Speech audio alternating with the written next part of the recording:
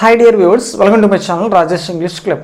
Friends, ఈరోజు అంటే 14/12/2023 ఈ రోజున మనం నేర్చుకోబోయేటువంటి 5 ఒకాబులరీ వర్డ్స్ ఇక్కడ రాశాను. మరి వాటి యొక్క మీనింగ్స్ చూద్దాం, వాటికి ఎగ్జాంపుల్స్ కూడా చూసి వీటిని మనం డైలీ లైఫ్లో ఉపయోగించుకోవడానికి ట్రై చేద్దాం. ఓకేనా? సో ఫస్ట్ వర్డ్ ఏంటి? వర్చ్యూ. వర్చ్యూ అంటే ధర్మం, behaviour of showing high moral values.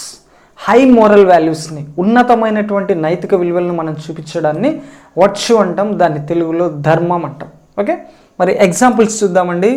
Virtue and happiness or mother and daughter. చూడండి, వర్చ్యూ ధర్మము మరియు హ్యాపీనెస్ సంతోషం, అవి తల్లి కూతుర్ల లాంటివి అనమాట. అంటే మీరు ఎప్పుడైతే వర్చ్యూగా ఉంటారో, ఎప్పుడైతే మీరు ధర్మంగా ఉంటారో, ఆటోమేటిక్గా మీకు హ్యాపీనెస్ అనేటువంటిది ఉంటుంది అనేటువంటి దీని యొక్క ఉద్దేశం. Okay, second example, virtue is beyond price. ధర్మం అనేటువంటిది డబ్బుతోటి కొనగలిగేది కాదు, ఇది దానికంటే ఉన్నతమైనది అనేటువంటి సెన్స్లో ఈ ఎగ్జాంపుల్ యొక్క మీనింగ్ ఉంటుంది. Second word borrower. This is a noun. So ఇక్కడ వర్చ్యూ కూడా నౌనేనండి. మరి బారోవర్ అంటే ఎవరండి? అప్పు తీసుకునేటువంటి వాడు. పర్సన్ కావచ్చు, ఆర్గనైజేషన్ కావచ్చు, ఎవరి దగ్గర నుంచి అయినా అప్పు తీసుకుంటే వాళ్ళని మనము బారోవర్ అంటాం. So a person or organization that borrows something, ఏదైనా ఇతరుల నుంచి మనం అప్పుగా తీసుకుంటే మనల్ని బారోవర్ అంటారు, అప్పు తీసుకునేటువంటి వాడు. మరి ఎగ్జాంపుల్ సెంటెన్సెస్ చూద్దాం. Banks are encouraging new borrowers. బ్యాంకులు ఎప్పుడు కూడా అప్పు తీసుకునేటువంటి వాళ్ళని ఎంకరేజ్ చేస్తాయి, ఎందుకంటే వాళ్ళు కట్టేటువంటి వడ్డీ మీదనే ఆధారపడి బ్యాంక్స్ అనేటువంటి రన్ అవుతూ ఉంటాయి. ఓకే, నెక్స్ట్ సెకండ్ ఎగ్జాంపుల్ చూడండి. The borrowers are charge interest for the loan. మరి అప్పు తీసుకున్నటువంటి వాళ్ళకి ఊరికి ఇస్తారా? ఎవరైనా బ్యాంకులు కూడా ఊరికి ఇస్తారండి. మీరు ఇంట్రెస్ట్ అనేటువంటిది పే చేస్తారు. సో బారోవర్స్ అనేటువంటి వాళ్ళు ఖచ్చితంగా తీసుకున్నటువంటి మనీకి ఇంట్రెస్ట్ అనేటువంటిది పే చేయాలి, అది దీని యొక్క ఉద్దేశం. Next third word notable. Notable ఇది ఒక అడ్జెక్టివ్ అండి, అంటే నౌన్ ఇది మాడిఫై చేస్తుంది. దీని మీనింగ్ ఏంటంటే గుర్తించదగిన లేదా ప్రసిద్ధమైన అనేటువంటి మీనింగ్లో ఇచ్చేస్తాము. రిమార్కబుల్, రిమార్కబుల్ అన్న అదే మీనింగ్లో మనకు వస్తుంది అనమాట. ఎగ్జాంపుల్స్ చూడండి. That is a notable book.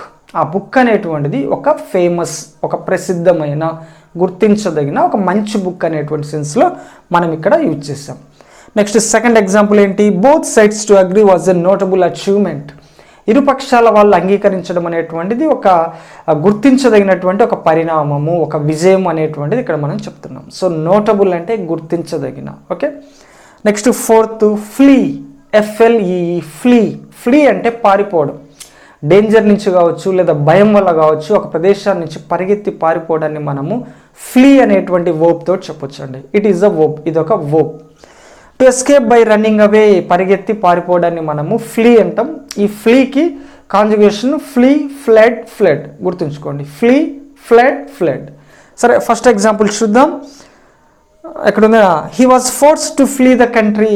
అతడు బలవంతంగా కంట్రీ నుంచి పారిపోయేటట్లు చేయబడ్డాడు అనేటువంటి దీని యొక్క మీనింగ్.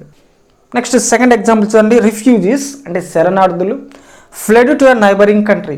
తమ పక్క దేశానికి పరిగెత్తి పారిపోయారు. అక్కడ ఉండడానికి పాసిబిలిటీ లేదు కాబట్టి, ప్రాబ్లంగా ఉంది కాబట్టి నైబరింగ్ కంట్రీ, దాని పొరుగు దేశానికి వాళ్ళందరూ కూడా పరిగెత్తి పారిపోయారు అనేటువంటి దీని యొక్క ఉద్దేశం.